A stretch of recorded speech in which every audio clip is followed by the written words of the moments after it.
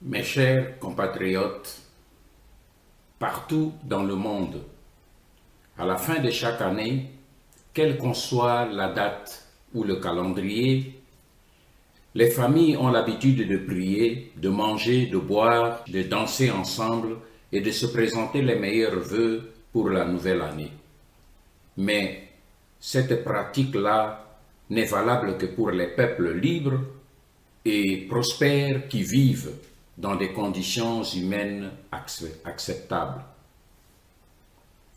C'est pourquoi présenter des vœux de nouvel an au peuple congolais apparaît à mes yeux comme une sorte d'indécence, de cynisme à l'égard de nos frères et sœurs qui vivent en permanence dans le deuil, avec leurs familles, femmes et enfants qui tombent chaque jour sous la balle ou sous la machette de leurs bourreaux. C'est une marque de cynisme à l'égard des nombreuses familles congolaises qui passeront ces fêtes de fin d'année dans des conditions sociales déplorables. Je pense ici à des familles, à des milliers de familles congolaises chassées de leurs terres et de leurs maisons et qui errent avec femmes et enfants dans les forêts. Je pense aussi à tous ceux qui souffrent dans les hôpitaux sans possibilité d'assurer leurs soins de santé, ainsi qu'à ces enfants qui, dans nos villes et dans notre capitale, n'auront même pas une demi-bouteille de Coca-Cola comme boisson de fin d'année. Je pense enfin à toutes ces familles abandonnées dans leur taudis et ayant perdu le peu qu'ils avaient au milieu des eaux et des inondations. Je communie profondément, par la prière en ce jour, à la souffrance de toutes ces familles. Chers compatriotes, il y a un an, jour pour jour, le peuple congolais se mobilisait massivement vers les urnes pour élire son président de la République et ses représentants au niveau national et provincial. Durant 10 jours, les Congolais avaient attendu le verdict de leur choix, convaincus que cette fois, ils allaient mettre définitivement fin au système sanguinaire et immoral d'occupation incarné par un homme, Joseph Kabila. L'espoir était d'autant plus fondé parce que toute la communauté internationale, plus particulièrement les capitales occidentales, s'étaient mobilisées aussi et avaient juré les mains sur le cœur qu'elles allaient tout faire pour faire respecter la volonté souveraine du peuple congolais. Mais tard dans la nuit du 9 au 10 janvier 2019, la CENI avait lâché sa bombe meurtrière sur Kinshasa et sur les antennes des médias internationaux. Elle avait annoncé le hold-up électoral le plus célèbre de l'histoire de l'Afrique. Le monde entier avait retenu son souffle et tourné ses yeux vers le peuple congolais. Oui, tout le monde s'attendait en effet à une implosion de colère populaire qui allait ébranler le fondement des institutions iniques à Kinshasa. Mais rien n'a été fait. Après quelques jours d'hésitation et d'angoisse, les forces maléfiques d'occupation, appuyées par leurs complices congolais, ainsi que par les mêmes capitales occidentales qui avaient hypocritement crié au scandale au début, tous à l'unisson ont entonné l'hymne national à l'honneur de ce qu'ils ont appelé cyniquement la première alternance pacifique et civilisée en République démocratique du Congo depuis l'indépendance. Cerise sur le gâteau, la coalition des fraudeurs au pouvoir à Kinshasa s'était même engagée, n'eût été le tollé général des populations congolaises, à commémorer avec faste cette mascarade le 24 janvier prochain et proclamer officiellement cette journée de la honte, la journée de l'alternance. Comme on le voit, l'histoire de la RDC depuis l'occupation en 1997 n'est truffée que de falsifications, de tricheries, de mensonges et de contre-vérités. Mais par ailleurs, alors que d'un côté, elles se réjouissaient toutes de l'alternance démocratique pacifique intervenue au Congo, de l'autre côté, les mêmes capitales occidentales, Washington, Paris, Londres, Berlin et Bruxelles, ainsi que l'Union européenne et l'ONU, exercent en même temps des pressions sur Félix Tshisekedi pour qu'il se libère de la tutelle de Joseph Kabila, qu'il a choisi et placé à la tête du pays. Quelle aberration! S'il y avait eu réellement alternance en RDC, avait-on encore besoin de demander instamment au nouveau président de se libérer de la tutelle de son prédécesseur plusieurs mois après la passation des pouvoirs? C'est là la preuve tangible que l'ancien président n'est pas parti du pouvoir. Mais tout cela nous arrive pourquoi? Parce que la communauté internationale sait que ce qu'elle ne peut oser faire nulle part ailleurs au monde, elle peut se le permettre en République démocratique du Congo sans que personne, même pas les Congolais eux-mêmes, ne lève le petit doigt pour protester. C'est là que se situe l'une des causes profondes du drame congolais. Nous sommes un peuple qui accepte tout sans critique et qui subit tout sans broncher. Et c'est depuis l'époque coloniale que le peuple congolais traîne derrière lui cette triste réputation d'une colonie modèle par rapport aux autres peuples africains. Et pour preuve, à cause de sa torpeur et de sa docilité morbide, le peuple congolais, la colonie congolaise, avait été baptisé d'un drôle de surnom par les colonisateurs belges. En effet, les Belges avaient surnommé le Congo belge, le pays des hommes tranquilles. Heureusement que le peuple quinois a fait sauter cette honteuse étiquette un certain 4 janvier 1959. Ce jour-là, les Belges ont été surpris de voir que les hommes tranquilles s'étaient brusquement transformés en patriotes révolutionnaires enflammés du feu de liberté. Jeunesse et élite d'aujourd'hui, nos pères, vos grands-pères des années 1959 n'avaient presque pas de bagage politique et intellectuel quand ils ont secoué le joug colonial.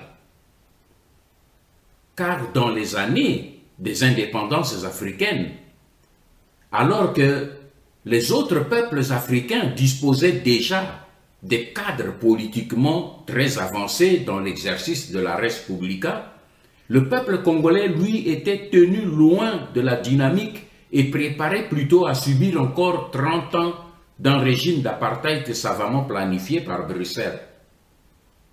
Mais vous, jeunesse et élite d'aujourd'hui, vous n'avez aucune excuse, ni aucun prétexte devant l'histoire. Car 60 ans après, vous êtes centré dans l'ère du numérique et le monde n'a plus de secret pour vous.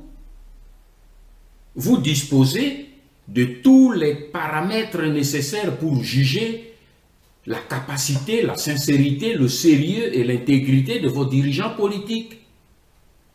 Mais si aujourd'hui, vous en êtes encore à apprécier vos dirigeants politiques en fonction seulement de vos liens affectifs, familiaux et tribaux, ou de vos rapports d'intérêt avec eux, sachez-le, vous porterez devant l'histoire, autant que vos leaders politiques d'aujourd'hui, l'entière responsabilité de la décadence actuelle de la République démocratique du Congo.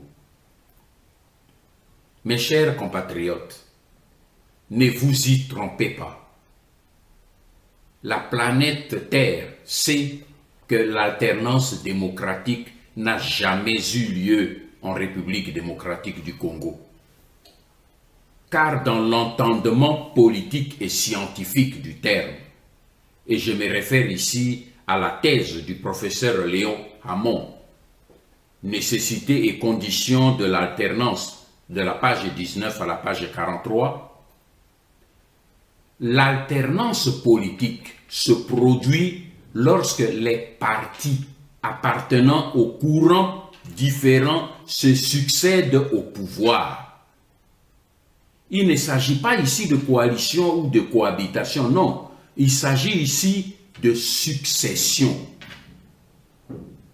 En pratique donc, l'alternance démocratique consiste au renversement de la majorité politique lors des élections présidentielles et ou législatives. Telle est l'acception universellement admise de l'alternance démocratique. Or, chez nous, en République démocratique du Congo, notre situation ne correspond en rien avec la notion d'alternance démocratique. D'abord, parce qu'il n'y a pas eu d'élection réellement démocratique. Et ensuite, parce qu'il n'y a pas eu succession d'une nouvelle majorité par l'ancienne.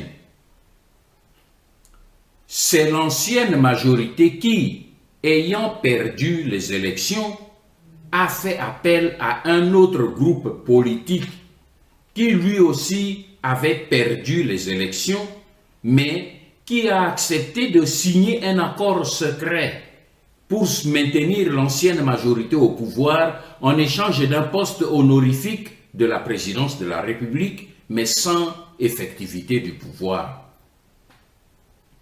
Telle est la réalité. Elle est cocasse et ubuesque, mais c'est la réalité de la situation politique de la RDC dans laquelle le hold-up électoral du 10 janvier 2019 nous a plongés. Car nous ne devons pas perdre de vue que grâce à ce hold-up électoral, le fraudeur principal, Joseph Kabila, et les occupants rwandais assistés de leurs complices et collabos congolais sont sortis beaucoup plus forts qu'avant les élections de décembre 2018 et suite à une majorité frauduleuse au Parlement, au Sénat et dans les assemblées provinciales, ils gardent le pouvoir. Mes chers compatriotes, si j'insiste sur ce grossier mensonge au sujet de l'alternance, c'est bien parce que nos ennemis s'en servent justement pour entuber le peuple congolais et l'endormir en lui faisant croire qu'il vient de franchir maintenant une étape importante de son histoire, l'étape de l'alternance, qui le conduira demain vers les lendemains meilleurs. J'estime que nous avons l'obligation de secouer notre peuple et de le sortir très rapidement de cette dangereuse illusion. Et moi, je m'y engage personnellement. Car à travers ce mensonge, l'occupant rwandais a réussi déjà à créer les meilleures conditions idoines pour accélérer le processus de mise à mort de l'État congolais. Et pour y parvenir, l'occupant rwandais se sert malheureusement d'un fils du pays, Félix Tshisekedi, pour parachever ce processus. C'est pourquoi, après toute une année de comédie politique au sommet de l'État congolais, je voudrais épingler avec vous quelques faits symptomatiques qui montrent qu'il n'y a pas eu d'alternance en RDC. Je voudrais donc relever quelques faits qui prouvent que Joseph Kabila n'a jamais quitté le pouvoir, qu'il conserve jalousement, mais que par contre, c'est plutôt Félix Tshisekedi qui n'a pas pu entrer en possession du pouvoir régalien reconnu au chef de l'État congolais. Prenons le cas qui concerne l'exercice de son pouvoir. Après une année, Félix Tshisekedi n'a pas réussi à se débarrasser du joug de Joseph Kabila. Bien plus grave, au joug déjà pesant de Joseph Kabila, Félix a ajouté celui de Paul Kagame, auquel il s'est assujetti tant sur le plan diplomatique, politique que sécuritaire. Concernant l'occupation de ses bureaux officiels, un an après, Félix n'est toujours pas parvenu à occuper ses bureaux officiels du Palais de la Nation, parce que le Raïs refuse, semble-t-il, de libérer toutes les pièces. Certains de ses proches expliquent qu'à la suite de l'incident mystérieux intervenu en plein discours lors de la cérémonie de passation des pouvoirs, les frères pasteurs du président lui auraient conseillé de ne plus occuper ses bureaux. Quel drôle de pasteur qui fuit les esprits méchants au lieu de les délivrer et de les chasser. Troisième point concernant les avions présidentiels. Un an après, Félix Tshisekedi n'a toujours pas pris possession des 2 avions présidentiels parce que son prédécesseur continue de les employer tous. Ces avions sont souvent aperçus, tantôt en Tanzanie, tantôt au Rwanda. Et quand ils reviennent à Kinshasa, ils sont immédiatement garés sur les tarmacs des forces aériennes où ils sont mis sous la garde des militaires de Kingakati. Concernant la défense nationale, après une année de galère, Félix Tshisekedi n'est toujours pas parvenu à assumer les prérogatives constitutionnelles et régaliennes du commandant suprême des forces armées. En effet, suite aux accords qu'il a signés avec Kabila, le président nommé n'a pas le pouvoir de procéder seul à la nomination des nouveaux membres de l'état-major de l'armée. Par conséquent, plusieurs centaines de généraux et officiers rwandais placés par Joseph Kabila et Paul Kagame sont toujours maintenus aux postes clés et aux fonctions stratégiques qui relèvent du haut commandement militaire des forces armées congolaises. Et ces officiers continuent toujours de recevoir les ordres de leur ancienne hiérarchie rwandaise comme avant le 24 janvier 2019. Ainsi, concernant la mise en place d'un QG avancé des FARDC à Béni, autour de laquelle on a fait beaucoup de bruit pour faire croire que Félix avait repris le contrôle de l'armée, mais la réalité a montré qu'il s'agit là encore d'un arrangement intervenu à l'issue d'une concertation entre Félix Tshisekedi et Joseph Kabila pour apporter quelques timides aménagements dans la 3e zone de défense qui comprend le Nord Kivu, le Sud Kivu, Ituri, Maniema, Chopo, Bauele et le Haut-Ouélé. Mais quelques jours seulement après cette mise en place, nous avons vu débarquer à Béni les Michi Dominichi, les fidèles des Raïs, les généraux John Numbi et Amici Tango Fort. Inutile de vous dire que leur descente à Béni vise à contrer tous les effets qu'on pouvait attendre de la mise en place pompeusement annoncée par Félix Tshisekedi. Concernant les promesses de paix à l'est de la République. Durant toute l'année, Félix Tshisekedi a égrené un chapelet de promesses pour ramener la paix à l'est du pays, mais la réalité a démontré que le climat d'insécurité n'a jamais été aussi dramatique à l'est de la République toute l'année 2019. Pour preuve, le soir même du discours de Félix Tshisekedi devant les deux chambres du Parlement réunies en congrès, après qu'il ait vanté cyniquement le retour de la paix, le même soir, les bourreaux plutôt du peuple congolais ont frappé. Ils ont tué, ils ont exécuté plusieurs dizaines de Congolais à Béni pour prouver qu'ils restaient toujours les maîtres du terrain. Enfin, concernant le processus d'occupation lui-même, c'est dans ce domaine que Félix a montré aux Congolais qu'il est plus dangereux et plus nuisible que Joseph Kabila. Point n'est besoin de vous rappeler que depuis que Joseph Kabila a placé Félix Tshisekedi à la présidence de la République avec la bénédiction préalable de Paul Kagame, le Rwanda a officiellement accru sa capacité de domination sur la RDC dans tous les domaines politiques, diplomatiques, sécuritaires, économiques et financiers. Félix Tshisekedi a été proclamé par les journalistes rwandais à Kigali le chouchou de Kagame. C'est un jargon journalistique rwandais qui signifie le garçon de course de Kagame.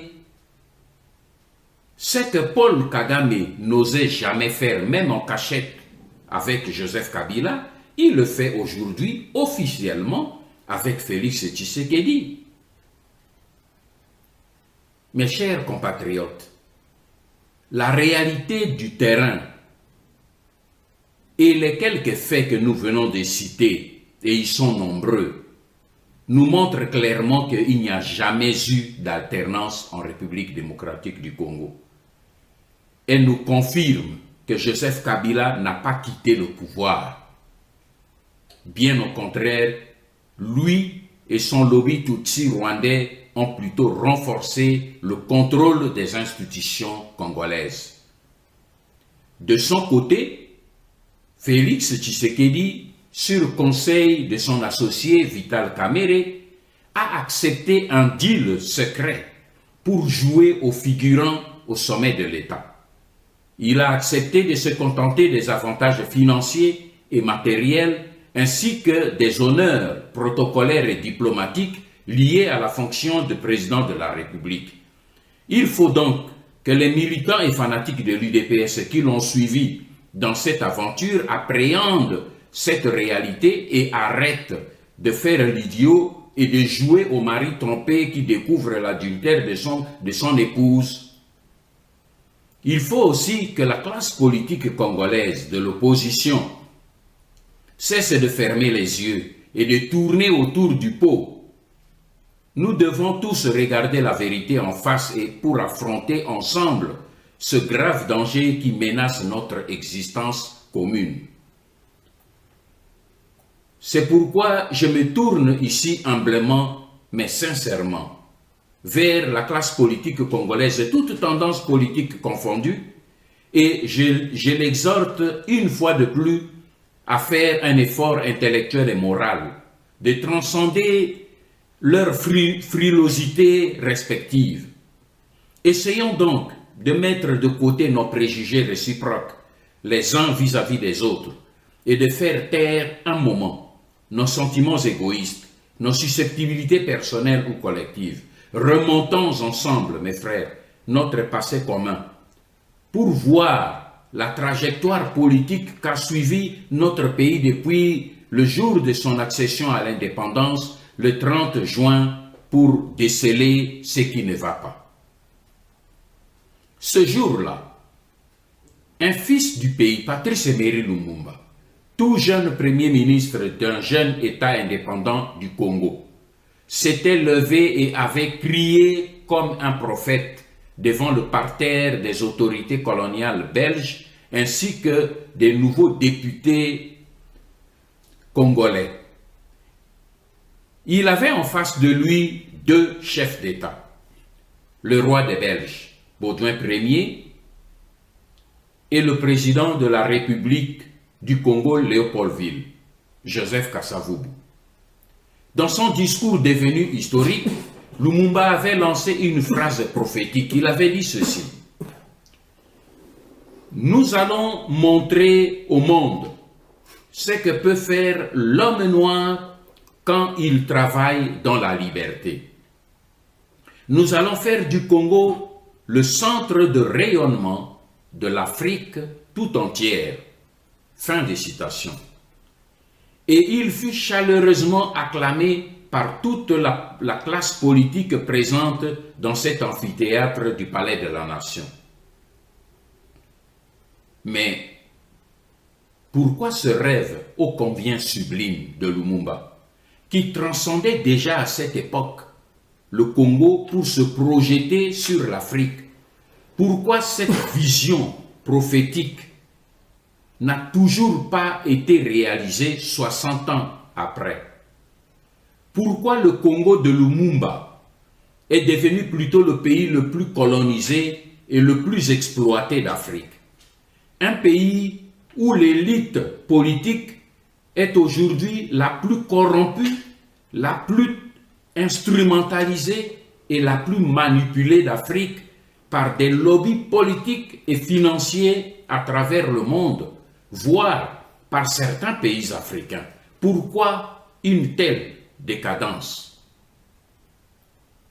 La réponse, à mon avis, se trouve dans l'attitude qu'avait déjà la classe politique congolaise de cette journée-là, du 30 juin 1960.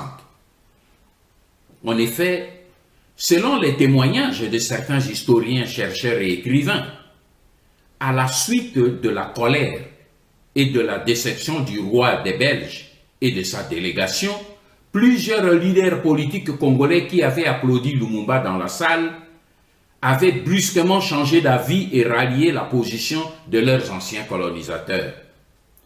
Ils se sont alors mis à manifester leur désapprobation à l'égard des propos tenus par Lumumba, jugés par eux extrémistes et irrévérencieux. C'est ainsi qu'avec l'appui de ces hommes politiques congolais mécontents, le premier ministre belge, Gaston Esquens, avait réussi à persuader Lumumba à lire un deuxième discours conciliant pour attendrir le roi Baudouin lors de la soirée de gala clôturant la cérémonie de la journée de l'indépendance. Ce discours jugé modéré et plus conciliant par la presse belge avait été rédigé, tenez-vous bien, par Gaston Esquens lui-même. Pour Lumumba, qui n'en croyait pas un seul mot de ce qu'il lisait, car pour lui, l'essentiel avait déjà été dit avant midi au Palais de la Nation, devant le peuple congolais et devant le monde. Mes frères, l'histoire n'a pas beaucoup parlé de cet incident, mais je tiens à le relever ici parce que ce fait historique nous révèle que pour la première contre-offensive politique, pour leur première contre-offensive, les autorités politiques belges se sont servis de la classe politique congolaise pour affaiblir le premier ministre Lumumba et pour l'isoler. Ce constat est très important, car il nous révèle que le tout premier allié des Belges dans leur stratégie politique contre le jeune État du Congo belge, du Congo indépendant, a été la classe politique congolaise, autrement dit l'élite congolaise. Mais posons-nous la question, quel genre d'élite congolaise les Belges avaient-ils planifié pour l'indépendance du Congo? C'est le journaliste et écrivain Jean-Pierre Langelier qui nous donne la réponse à cette question dans son livre Mobutu, biographie édition Perrin, sorti en 2017. L'auteur nous révèle à la page 59 de l'existence de deux slogans belges, jamais formulés officiellement en public, précise-t-il. Cependant, ces deux slogans sont très révélateurs de la manière dont les stratèges politiques belges avaient sciemment conçu la problématique de la formation de l'élite congolaise. Le premier slogan dit ceci: pas d'élite, pas d'ennui. Pas d'élite, pas d'ennui. Tandis que le second slogan déclare ventre plein, cerveau vide. Ceci nous révèle qu'à l'approche de l'indépendance, les stratèges politiques belges avaient donc sciemment choisi de ne pas préparer une élite politique au Congo pour assurer la relève. Pas d'élite, pas d'ennui. À défaut, il fallait alors une élite congolaise au rabais.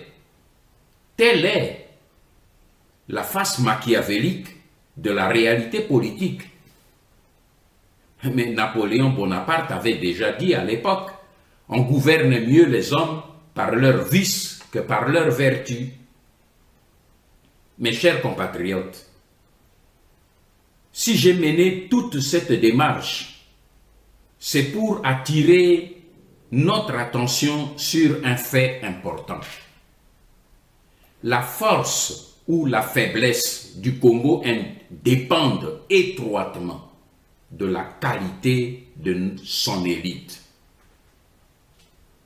Les ennemis de la République démocratique du Congo n'ont pas intérêt à voir émerger dans notre pays une élite intègre, crédible, profondément patriotique. Car l'élite d'un pays est la gardienne de la nation.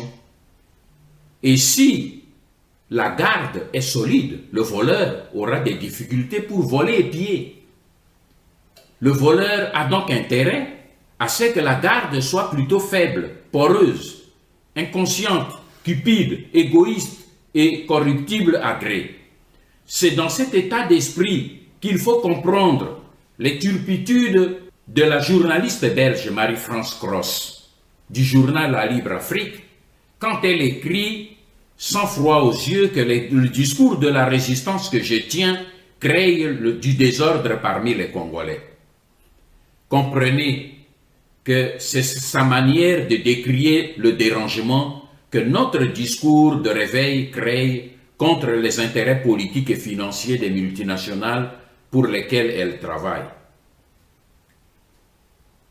Mes chers compatriotes, aujourd'hui, tous les leaders politiques congolais, sans exception, savent dans leur fort intérieur que notre pays est totalement occupé, autrement dit, ils savent tous que toutes nos institutions politiques, notre armée, notre police nationale, nos services de sécurité et de renseignement, nos entreprises d'État génératrices de recettes, tous ces secteurs vitaux de notre pays sont sous contrôle des étrangers et que par contre, l'élite politique congolaise, elle, ne contrôle plus rien. Nous savons tous que le petit Rwanda, avec 26 379 km² seulement et 12 millions d'habitants, est parvenu à envahir le Grand Congo avec 2 345 410 km² et dominer les 91 millions de Congolaises et de Congolais. Comment cela a-t-il été possible? Ce phénomène rare dans l'histoire de l'humanité n'a été possible qu'à cause de la complicité et de la médiocrité de la classe politique congolaise. Aujourd'hui, la force du cheval de Troie, que j'appelle moi le cheval de Rwanda, introduit chez nous, je vais parler de Joseph Kabila, sa force, disais-je, vient de sa capacité de contrôler et d'instrumentaliser, de manipuler directement ou indirectement la grande majorité des politiciens congolais, tant dans sa famille politique que dans l'opposition. Aujourd'hui, à cause de la médiocrité et de la corruptibilité de la classe politique congolaise, les occupants rwandais ont réussi à opposer les Congolais entre eux sur la scène politique et pendant ce temps, eux-mêmes ont le loisir de parachever tranquillement le processus d'occupation et de balkanisation de notre pays. C'est donc pour sortir de ce piège que je vous ai proposé à vous, en novembre 2018, un schéma populaire, révolutionnaire et citoyen pour mettre fin à cette crise d'occupation. Mais seulement, ce schéma ne peut réussir que si les leaders politiques congolais acceptent de consentir le sacrifice d'eux-mêmes, autrement dit, celui de leurs intérêts matériels personnels. Ça veut dire le sacrifice de gains, d'argent, des postes politiques ou militaires et des honneurs. Et je sais qu'une telle décision exige de placer l'amour de la patrie avant nos intérêts personnels. C'est à ce prix, et à ce prix seulement, que nous serons capables de sortir librement du système inique d'occupation et de rejoindre le peuple congolais en vue de l'aider à déclencher ensemble un grand mouvement citoyen des civils et des militaires qui mettrait définitivement fin au système de prédation établi dans notre pays. Qui d'entre nous peut douter que le retrait de tous les hommes politiques congolais des institutions politiques ôterait le même jour à tout le système en place toute sa crédibilité et toute sa légitimité sur le plan international? Mais la vérité est que si personne n'ose jusqu'ici faire le premier pas dans cette direction, c'est parce que chacun a peur de perdre des avantages matériels liés à sa présence ou à son attachement au système de prédation en vigueur. Or, au moment où nous passons notre temps à ergoter sur la transition, la table ronde, les élections anticipées, mes chers compatriotes, ceux qui complotent contre nous pour nous arracher nos terres et nos richesses sont passés déjà à la vitesse supérieure. Je mesure le risque de ce que je vais vous dire, mais sachez qu'un think tank occidental vient de faire accepter à plusieurs capitales occidentales les conclusions de ces études qui ont abouti à la production d'une nouvelle carte de la République démocratique du Congo déjà balkanisée. Ces trois cartes existent déjà. Ces trois pays balkanisés sont répartis de la manière suivante. Le premier pays comporte 4 anciennes provinces. La province orientale, le nord Kivu, le sud Kivu et le Maniema, avec une forte ouverture sur le Rwanda et l'Ouganda. Le deuxième pays balkanisé regroupera 3 anciennes provinces, le Kasaï oriental, le Kasaï occidental et le Katanga. Tandis que le troisième pays regroupera les 3 anciennes provinces de l'Ouest, autrement dit l'Équateur, le Bandundu et le Bas-Congo. Ces 3 pays ont été déjà répartis en zones d'influence des puissances occidentales qui en assureront la tutelle. Entendez la préséance dans l'exploitation des richesses minières. Ces dispositifs visent particulièrement à stopper l'intrusion chinoise en Afrique dans le domaine du marché des minéraux. La course aux armements à laquelle se livre aujourd'hui Paul Kagame entre dans la droite ligne de ce plan de bouleversement. Je ne peux fournir à ce stade beaucoup plus de détails pour ne pas exposer mes sources dont j'ai encore besoin pour poursuivre l'évolution de cette opération.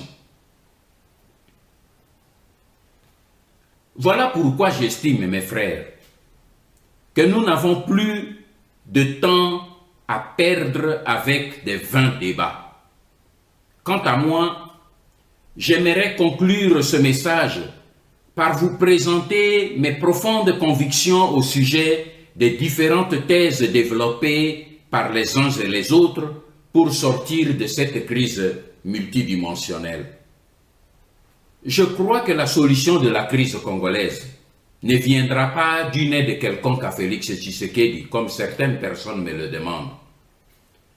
Je ne crois pas à la possibilité d'aider Félix Tshisekedi parce qu'il n'est pas tombé dans un piège comme prétendent certains, mais il s'est engagé en âme et conscience à collaborer avec l'occupant rwandais bien avant les élections de décembre 2018. Il ne s'agit donc pas d'un accident de parcours, mais d'un acte politique prémédité, car depuis déjà plusieurs années, en amont, Félix Tshisekedi s'est attaché aux agresseurs et aux occupants rwandais dans le cadre du choix politique qu'avait fait son défunt père Étienne Tshisekedi, dont les accointances avec le Rwanda datent des années 1996, au début de l'agression du Zaïre. Les documents à ce sujet existent.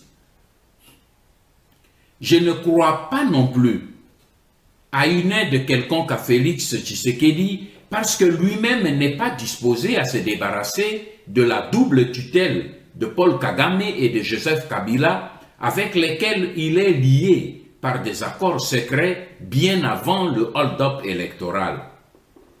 Enfin, je ne crois pas à la possibilité d'aide à Félix Tshisekedi parce qu'il refuse catégoriquement d'emprunter la seule porte de sortie pour lui et pour le Congo. Et cette porte consiste pour lui à renoncer aux accords méphistophéliques signés avec Joseph Kabila, autrement dit, à briser la coalition UDPS-FCC et par conséquent à quitter le premier les institutions uniques.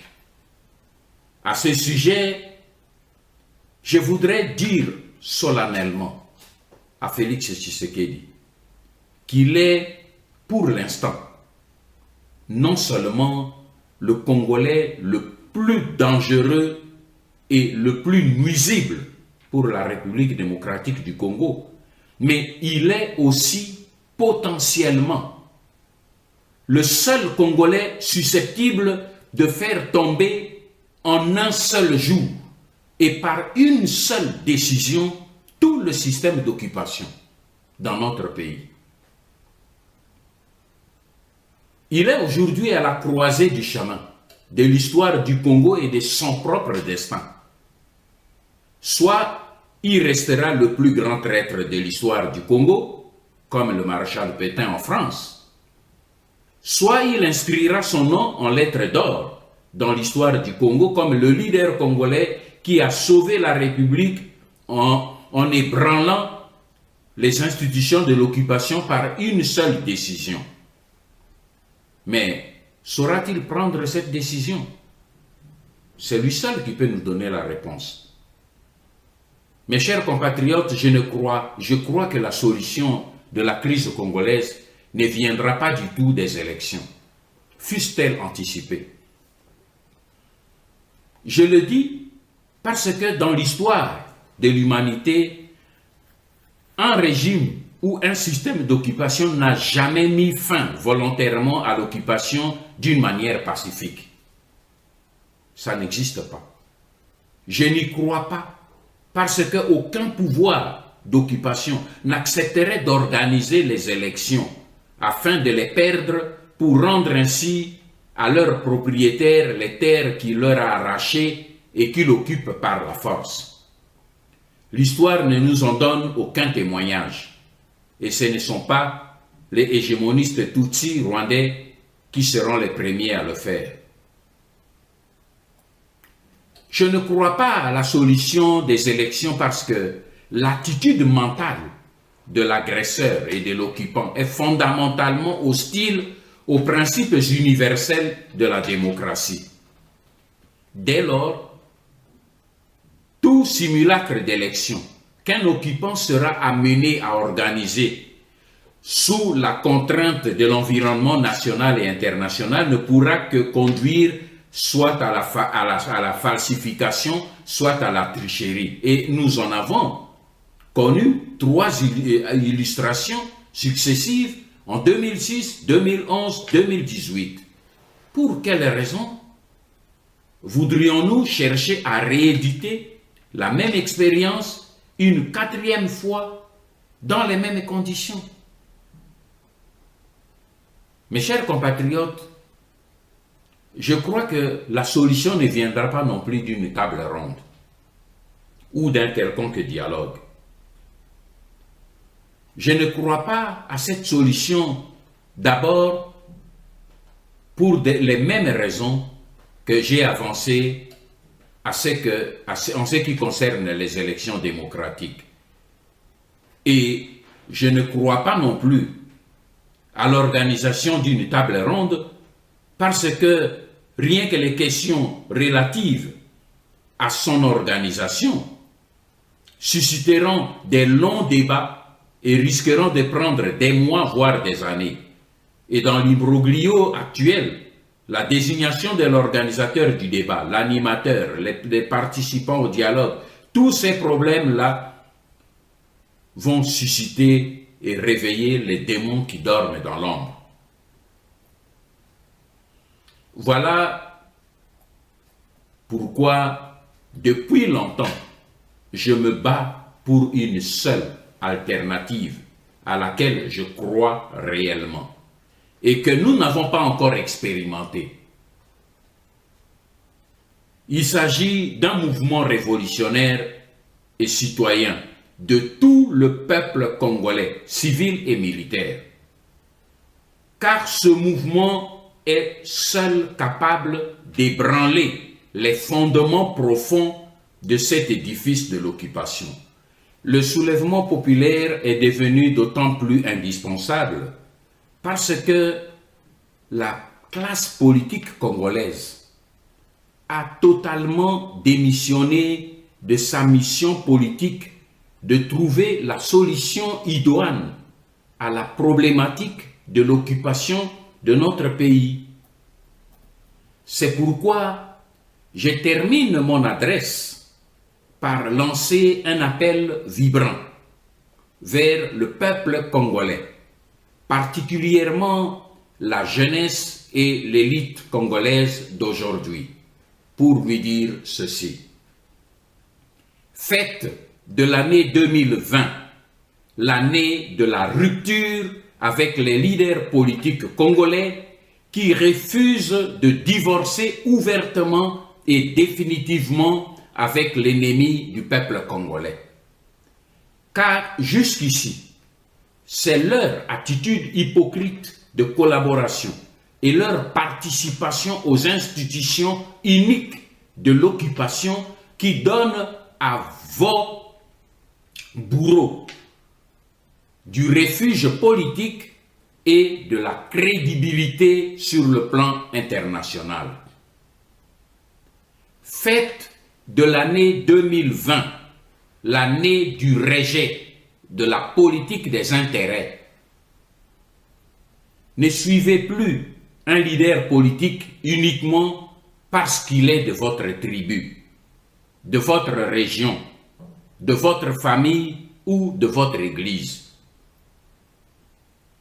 Ne suivez plus ces hommes de Dieu autoproclamés qui foisonnent partout dans vos quartiers et qui prétendent le matin déceler les sorciers uniquement dans vos familles, parmi vos enfants, alors que le soir venu, ils prophétisent la prospérité dans les salons somptueux des politiciens pour chercher de l'argent.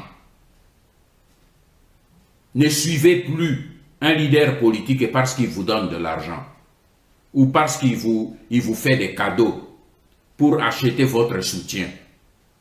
Parce qu'en le faisant, c'est votre propre liberté et l'avenir de vos enfants que vous êtes en train d'hypothéquer. Peuple congolais, faites de l'année 2020 l'année de votre engagement citoyen. Faites de cette année l'année de votre décision citoyenne de prendre en main votre destin. Car partout dans le monde, lorsque la classe politique déçoit, lorsque elle prouve qu'elle n'a plus de ressources nécessaires, c'est le peuple souverain qui se lève en dernier ressort pour prendre en main son propre destin. Regardez et prenez l'exemple de ce qui se passe maintenant en Algérie. Souvenez-vous de ce qui s'est passé en Tunisie, en Égypte, au Burkina. Pourtant, dans ces pays, ces peuples se sont battus et se battent encore pour leurs droits civiques de liberté. Mais pour vous, mes frères congolais, il y a plus. Vous vous battez pour la survie de la nation congolaise en tant qu'État et pour votre existence et celle de vos enfants. Je souhaite donc sincèrement pour cette année 2020 que vous soyez des hommes libérés dans votre mental. Car je suis convaincu, comme d'ailleurs l'a dit le très sage Mahatma Gandhi, dès que quelqu'un comprend qu'il est contraire à sa dignité d'homme d'obéir à des lois injustes, aucune tyrannie ne peut la servir. C'est alors que le pays des hommes tranquilles, comme le disaient les Belges, deviendra, je le souhaite de tout mon cœur, le pays des hommes enflammés. Car cette génération des hommes enflammés pourra, j'en suis convaincu, réaliser la prophétie d'Emery Patrice Lumumba en montrant au monde ce que peut faire un Congolais quand il travaille dans la liberté. Ingeta, que Dieu bénisse la République démocratique du Congo et bénisse les Congolais.